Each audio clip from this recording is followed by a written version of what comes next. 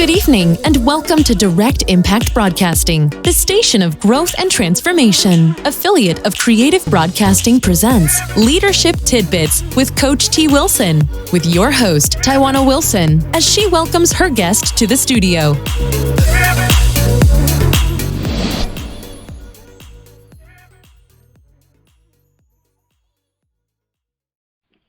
Welcome to Leadership Tidbits with Coach T. Wilson. I am your host, Tawana Wilson. A little bit about myself. I am your award-winning leadership maven, medical laboratory sciences by background, best-selling author, founder and CEO of Trendy Elite Media Group and Trendy Elite Coaching and Consulting Services, executive director with the John Maxwell team, Maxwell DIS certified consultant, and co-owner of Direct Impact Broadcasting Network. Before we bring on my special guest, I want to share a few announcements. I am booking guests for this podcast through the remainder of 2020. So if you have a leadership message that you want to share, you can go on to directimpactbroadcasting.com to submit your interest. Once you click on the page, you will find a link that says Contact Us, and up under that you will find a link for Leadership Tidbits with Coach T. Wilson, as well as Elaborate Topics. We have 2 new podcasts on the network, with another that will be releasing very, very soon. The first podcast is SOS for Leaders. It is a podcast that offers practical strategies that you can use in both your personal and professional life. These podcasts are typically anywhere between 10 to 20 minutes, so very, very quick, and give you tips you can apply today. We also have Elaborate Topics. It is a podcast focused towards medical laboratory professionals, giving leadership and technical insight that can be used inside and outside of the laboratory. And then I'll give you just a little bit of a teaser. We have a health and fitness show that will be releasing very soon. So make sure you tune in and subscribe to all of the podcasts on the network via directimpactbroadcasting.com or on your favorite podcast platform. If you have not gotten your personalized leadership assessment, please do so. You can get those at trendyelitellc.com. Today's special guest, Miss April Benson. April Benson is a certified executive coach and author of the highly rated transformational book, The Life You Crave, The Business of You. Based in Washington, D.C., April specializes in corporate communications and crucial conversations, coaching, organizational leadership, and information management. With over 20 years of experience in her field, she channels her professionalism and straightforward honesty into helping high-potential women find their voice. April has a diverse educational and professional background from which she draws inspiration coaching. She is certified as a professional certified coach by the International Coach Federation, as well as a number of tools, including Meyers Briggs, Strong Interest Inventory, and Social Emotional Intelligence. April holds 2 master's degrees, a science degree in information management with a specialization in government from Syracuse University in Syracuse, New York, and Telecommunications and Information Systems degree from Capital Technology University in Laurel, Maryland. From these, she learned the value of determination, deliberation, and an honest approach to human relations. April Jones consistently applies her extensive skills and strategies to each new engagement. Her unshakable work ethic and analytical, calculating demeanor opened the door for many of these engagements, including decades worth of service in her field. April has over 25 years of experience working with the United States federal government in the fields of management and information technology. She also has over 15 years of experience with working with nonprofit organizations, charities, small businesses, and corporations. These extraordinary experiences allow her to coach with wisdom and truth. She coaches about success from a foundation of personal experience. Her unique skill set and ambition to help others ultimately led to her career as an executive coach. By utilizing comprehensive strategies and a friendly, no-nonsense approach, April helps her clients succeed in their personal and professional lives by helping them to find and use their voice. Though she works primarily with women, she welcomes all high-potential clients with the same determination and drive.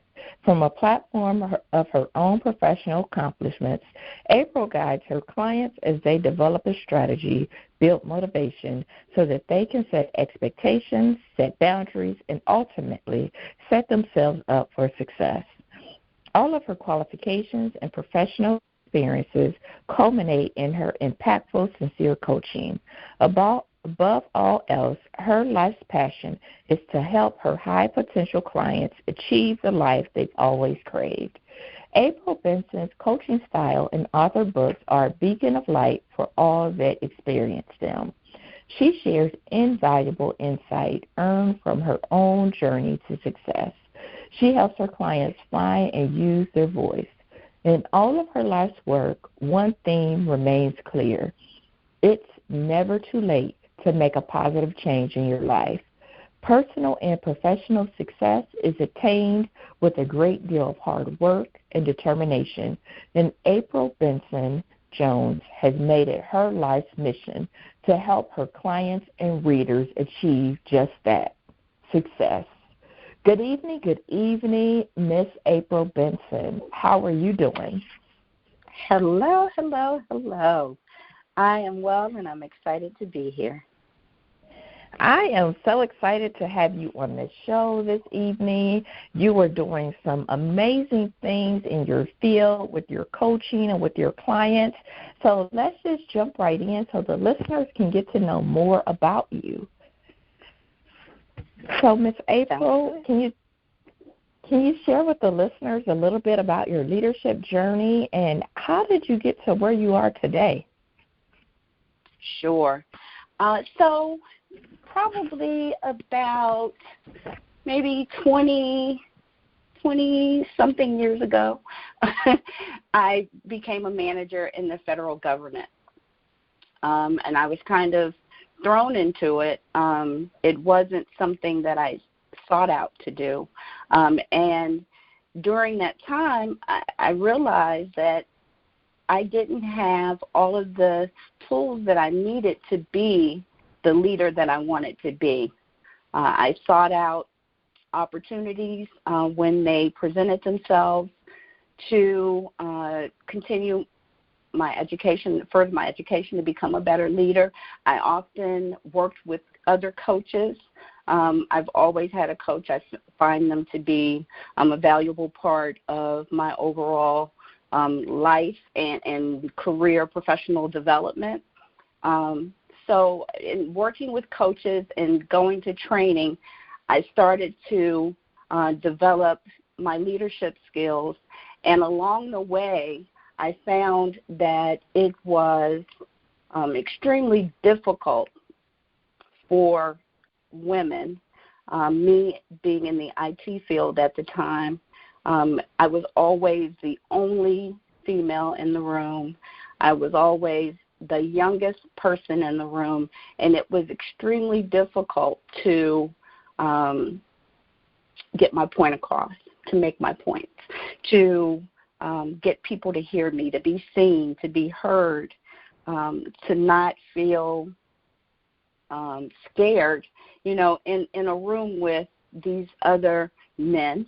They were older white men, and just working through the things that I needed to work through with the coach, with the training, and learning to find my voice in my space as a leader, wanting to make sure that they heard me when various topics came up that I had substantial insight on, or projects that were under my domain that my staff, were responsible for. I needed to make sure that I could develop the skills I needed to fight for my staff, not only for me but for my staff, and to be the best possible, well-rounded leader that I could be.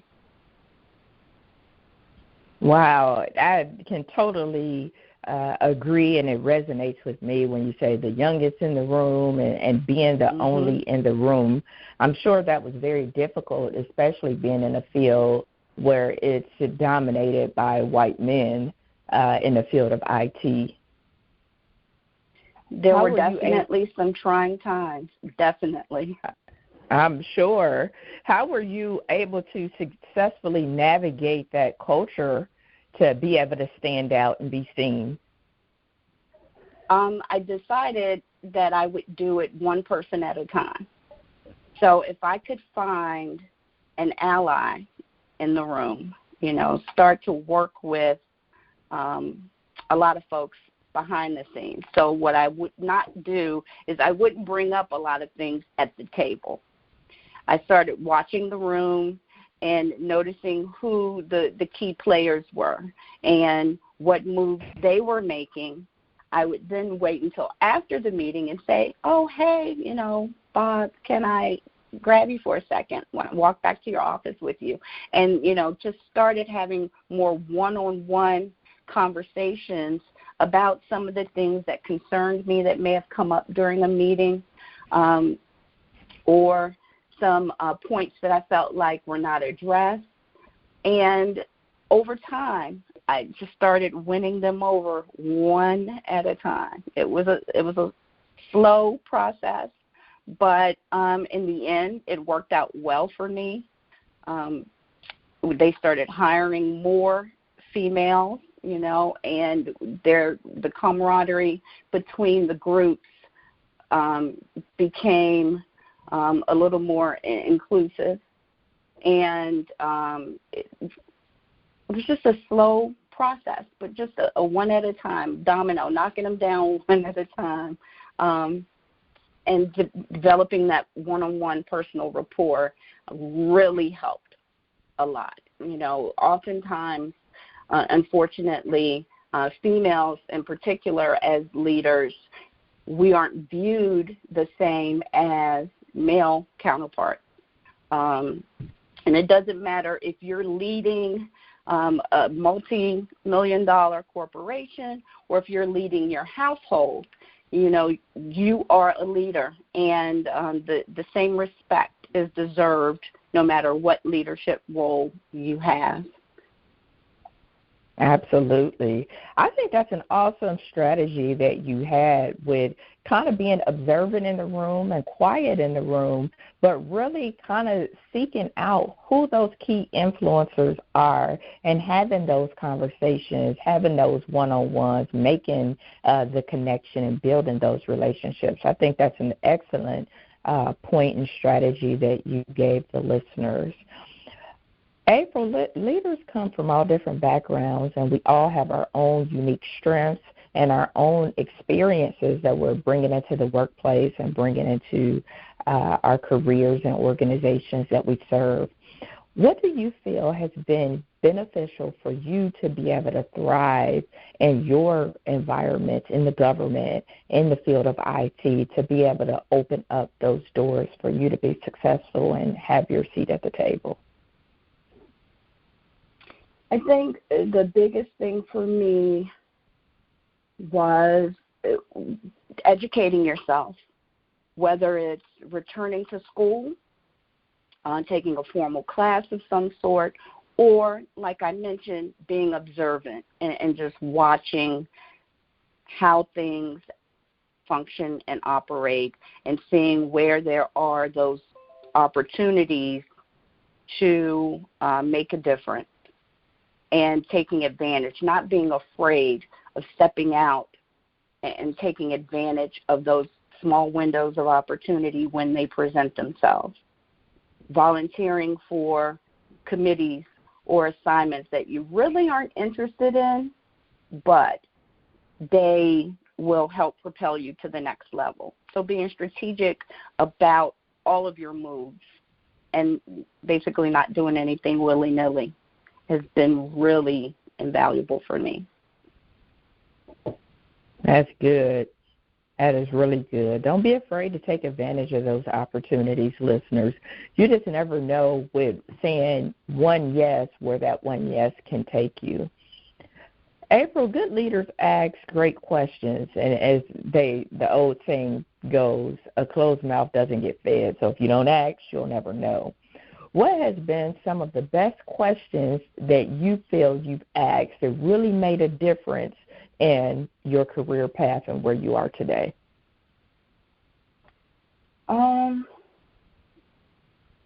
I probably, maybe these aren't questions specifically, but there are three primary phrases that I try to keep in mind at all times, and not being afraid to say absolutely, a strong yes or a resounding, unquestionably, just absolutely, be firm in your language. And so absolutely is one of my favorite go-to words. So it's not a question per se, but another, this one is a question. Another example of something, the three areas or words, phrases that I keep in mind at all times is, I see we have a misunderstanding. How can we understand each other better? So having a difference of opinion, often occurs. And so to lessen the intensity maybe of the conflict, just, acknowledging, I see we have a misunderstanding, and how can we understand each other better? And then finally, another key phrase is, I'd be happy to help you. Oftentimes, we are thrown off and put off by various asks that are made of us.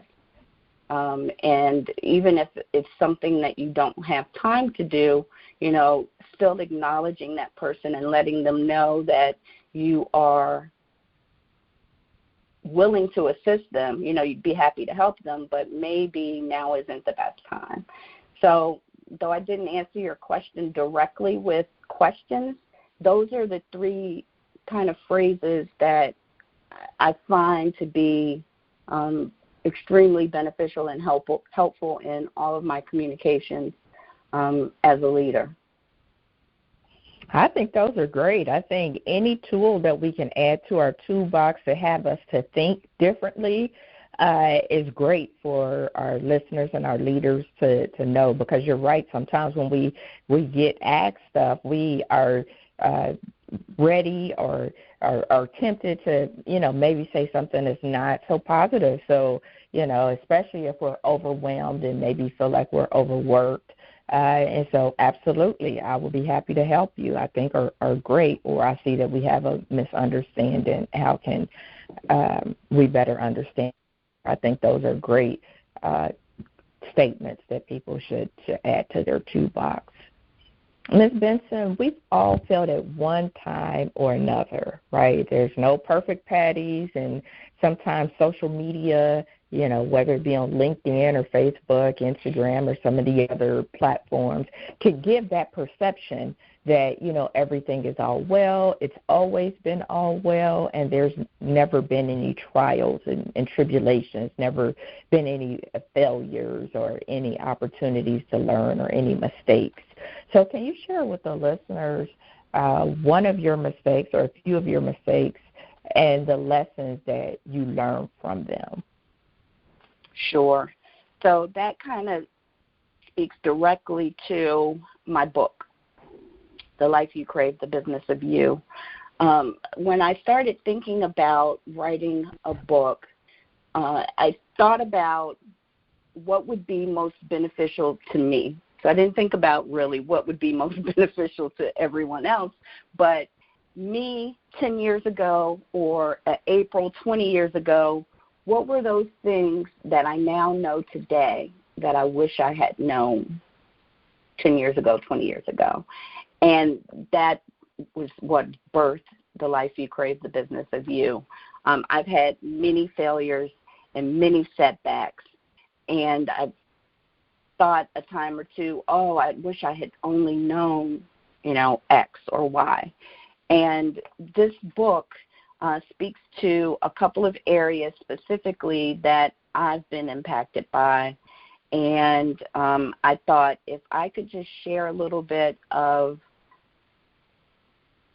my experience and the knowledge that I've attained as part of that experience with other people, then maybe it will save, just one person some time later. And so one of the big things for me was I did not go to college straight out of high school. I took a couple of classes initially, and I thought, oh gosh, I don't want to do this. And my family couldn't afford to send me to a university. That was the big thing. I wanted to go away to a 4-year college, and it just wasn't in the cards financially. And I was not aware of other avenues. You don't know what you don't know. So I wasn't aware of other avenues that may have been available to me at the time. And I never, I just didn't go to college. I took a few classes, and then I thought, forget it, I'll just get a real job, and I'll go from there. And I ended up regretting doing that. So looking at education and learning, I now believe in being a lifelong learner and that it's never too late to return to school, to further your education, to better yourself. So I started college or went back to college when I was about 25, worked through an undergrad, and then also obtained 2 master's degrees, all with a toddler at the time.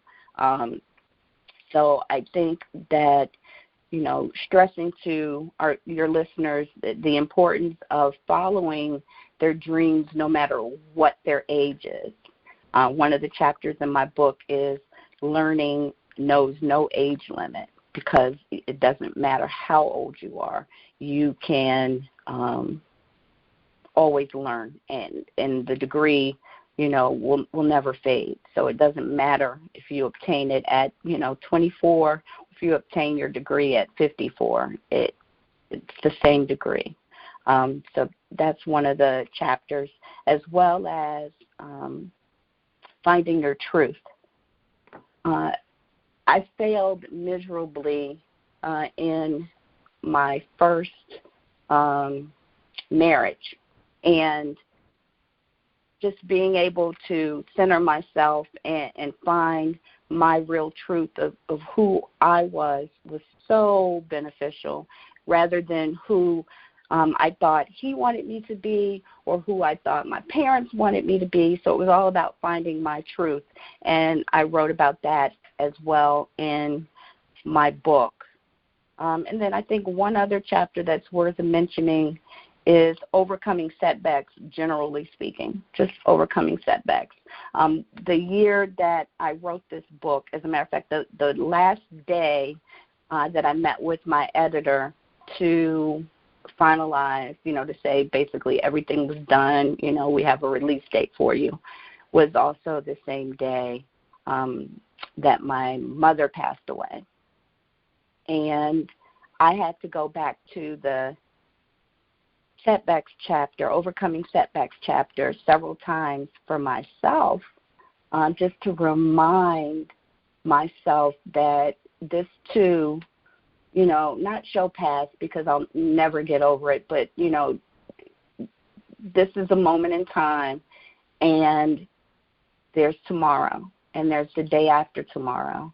And I needed to really regroup from the setback of losing my mother to move forward in life.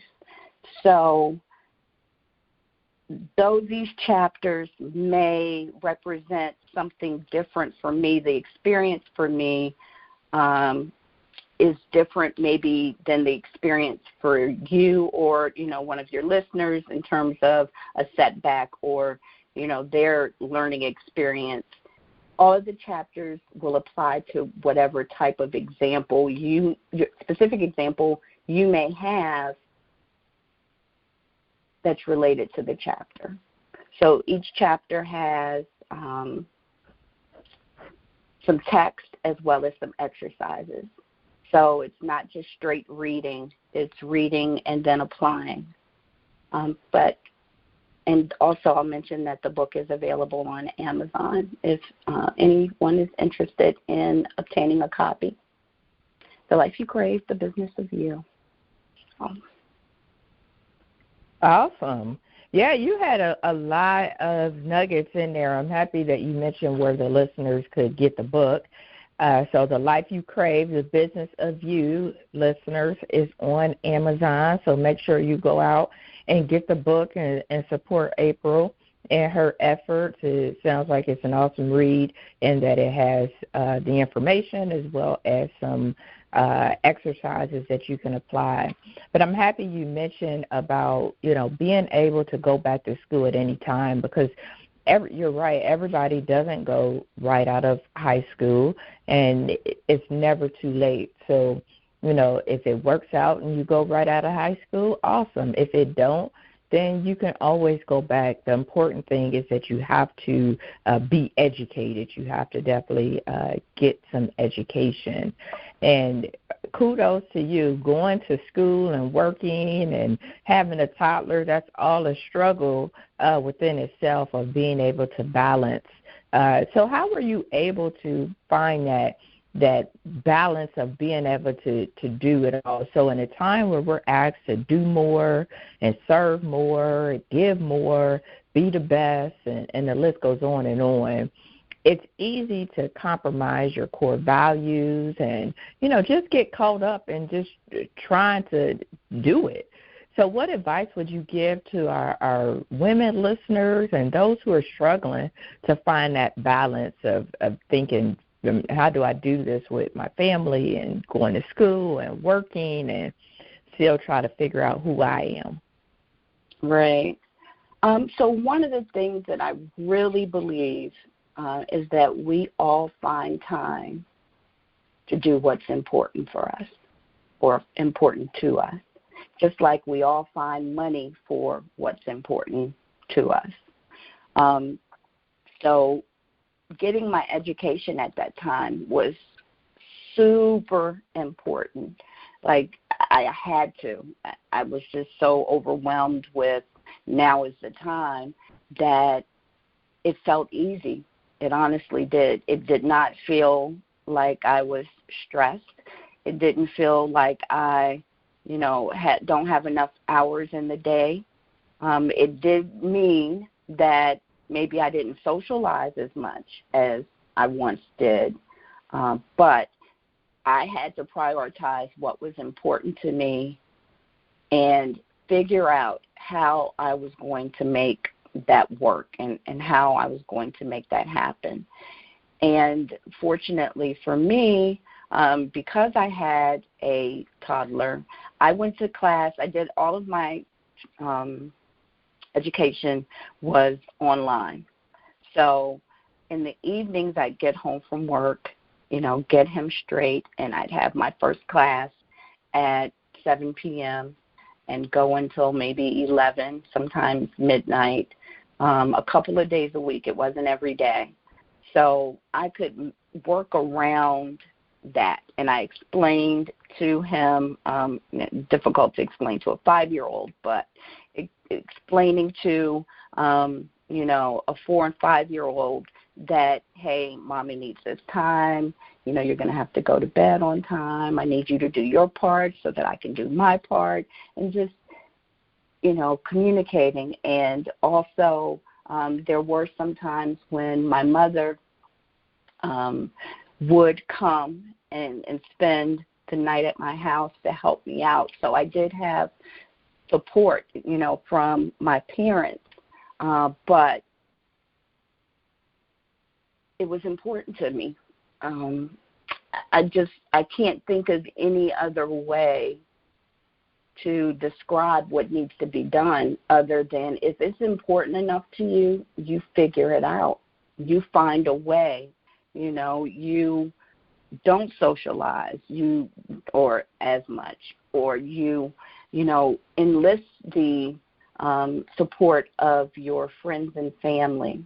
It's extremely important, I do believe, to have a support system. So that definitely will help through your journey if you're returning to school later in life. The support system is beneficial whether you're returning to school later in life or not, with whatever you're doing. As leaders, maybe starting a business as well, you need support. So if it's important enough to you, you figure it out. You find a way. You make it happen. And I think back on those days, and I can't think of anything in particular that stood out during those years that made it seem like it was hard, or what am I going to do, or how am I going to make this work? I just don't remember ever feeling like that. Once I made up my mind that this is what I was going to do, I did it. So I don't know if that's going to be helpful for the listeners or not, but yeah, that's the position that I was in. I think so. I think the listeners need to know, and that's how we kind of grow, and we know that we're not alone. We know that from listening to somebody else's story, and they made it, or was able to go back to school with, having a small child and working all day, and then, losing a mom and their support system, and, figuring out their new normal, post losing somebody that they love. All of that helps us as leaders learn and grow, and we know that we're not alone. We are, there's somebody out there that has the same struggles that we're going through and we're thinking about. So I think that's valuable information that you share with the listeners. April, I often get the question, where do I find leadership experience, or how do I build my leadership toolbox? What advice would you give to an emerging leader, or even somebody who's looking to kind of reinvent themselves, for finding leadership opportunities? The easiest place would be to find a mentor. Or the easiest thing to do would be to find a mentor, maybe somebody that has some of those qualities and traits that you appreciate, that maybe you would strive to have. That goes back to building relationships. So if you have a mentor, that person can feed you nuggets, can talk to you about what they did, early on. Also, there's always formal training. Also, going back to something I mentioned earlier, volunteering for different things, even if, again, it's not something you're extremely excited about, but it will provide you an opportunity to expand a skill set, to enhance knowledge that you have, or to show others that you have a particular skill that maybe they aren't aware that you have. That would be the biggest thing, volunteering and taking on new challenges and opportunities as they're presented that stretch you, would be most beneficial for overall leadership, building leadership skills. Awesome. And then I know that you are trained and certified in a variety of leadership assessments, such as Meyers Briggs and some of the others. How important do you feel like these personalized assessments are? The strong interest inventory and social emotional intelligence? So I think depending on what you are, where you are in your life and what you're attempting to do next, will determine how beneficial an assessment could potentially be for you. For my practice, I commonly use the social and emotional intelligence assessment because most leaders struggle in a couple of key areas, and the social and emotional intelligence assessment can help hone in on why they may be struggling in particular areas. So building relationships, as an example. I have clients that may come to me and say, oh, I'm just struggling to have a bond with, my team. And we can take a look at results from the social and emotional intelligence assessment, as an example, and see that maybe that's due to their lack of trust, their underlying lack of trust for people, or their underlying lack of trust to allow others to do things. And with that, we can then start to break down why they feel that way, and what are some other tools that they can implement in their life to work on moving past, that fear of untrust for their team members, or the underlying untrust that maybe they didn't realize they had. So assessments can play a key role and are extremely important depending on the client's potential situation and what their specific circumstance is. I agree. I like assessments. I feel like they are great for awareness. So definitely want to bring awareness for you and, the awareness of those that are around you. I am certified in DISC, and I like DISC because I think it's one of the easiest ones to understand and apply today. I'm all about being able to apply, act, readily today. And so I like that one. I always start out with that one with clients. And, again, it's more so for awareness, because you may have one perception of yourself and maybe thinking one way and communicating one way, and it doesn't always work out for your good. So I think that's an excellent thing that people can invest in. So, April, as an entrepreneur, I'm sure you've had to develop tough skin, because you'll hear a lot of yeses, but you'll also hear a lot of no's. And I'm sure with the current pandemic and the change that's happening in the world today, you probably experienced a lot of no's or changes in your business. So what kind of mindset have you had to develop since you started your business and during this time? So I think for me, when starting the business, I held on to the safety net of my federal job for a while, so that I could feel comfortable in revving up the business, but still having the safety net of a consistent income. Since then, now that we're in the midst of so many unknowns as it relates to the pandemic, a lot of the focus, fortunately I haven't lost any clients, but a lot of the focus of the coaching has changed, where before we would speak more about developing, them as leaders and finding their voice and, all those things that go along with that. They are now more stressed, and the conversations are more around the levels of anxiety that they're feeling and what we can do as a team to help the anxiety to subside.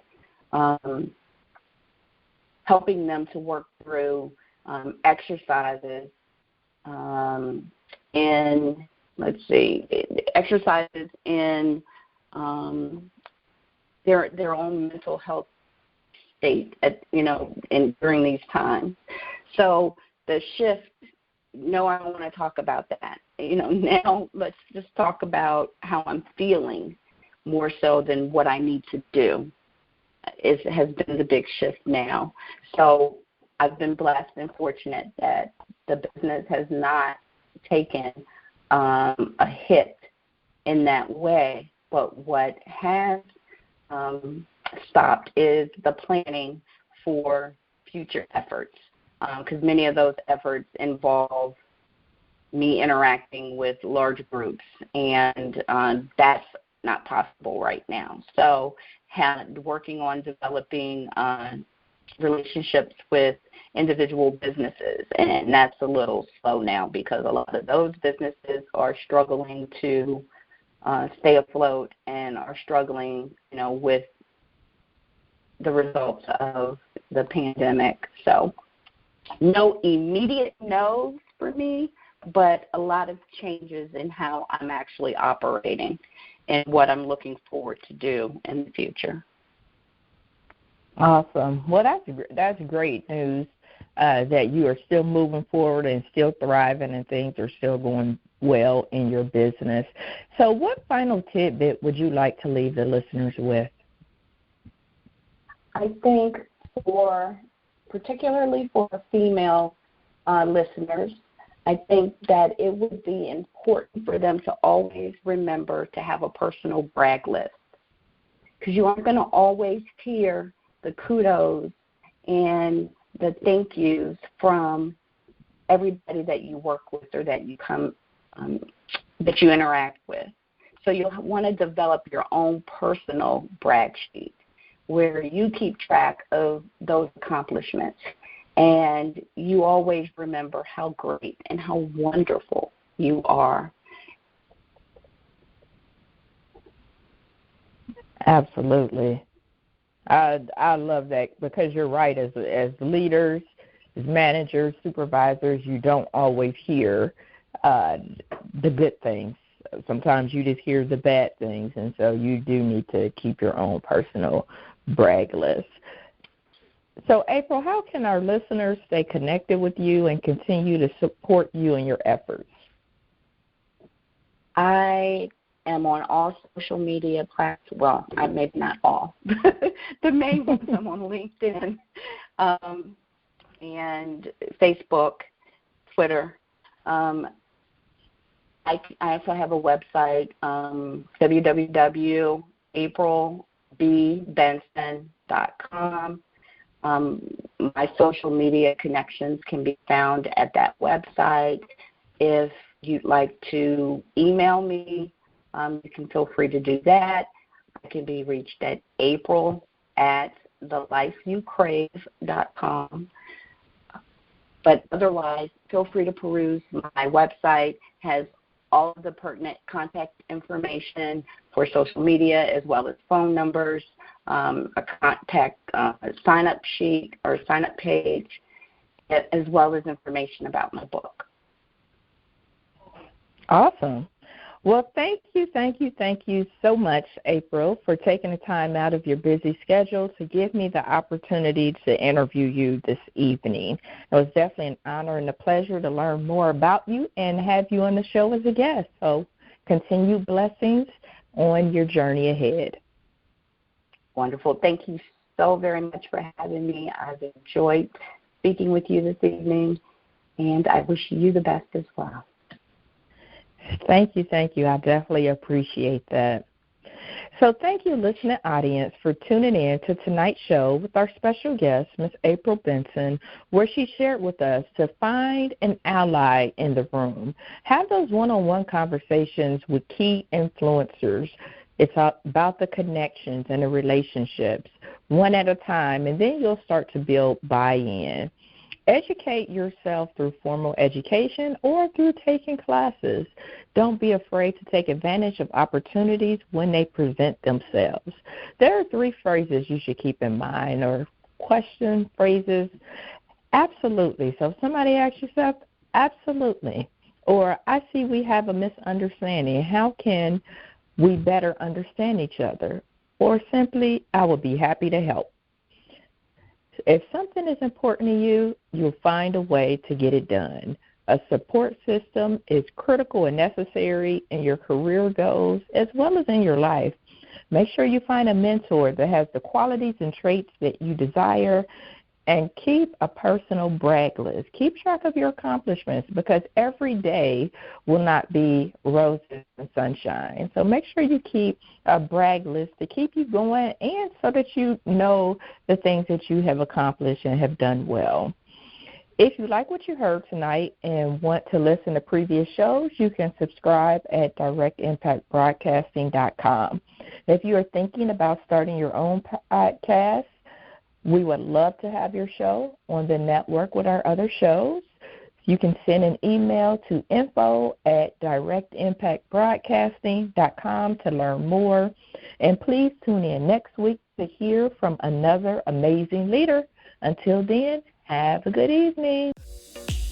Thank you, friends, for tuning in to another episode of Leadership Tidbits with Coach T. Wilson, where Taiwana speaks with leaders who share nuggets of wisdom that you can use in your personal and professional life. Follow her on Facebook, Instagram, and Twitter at Coach T. Wilson. Connect on LinkedIn or visit www.coachtwilson.com. And remember, in life, learn as much as you can, appreciate often, and lead fearlessly.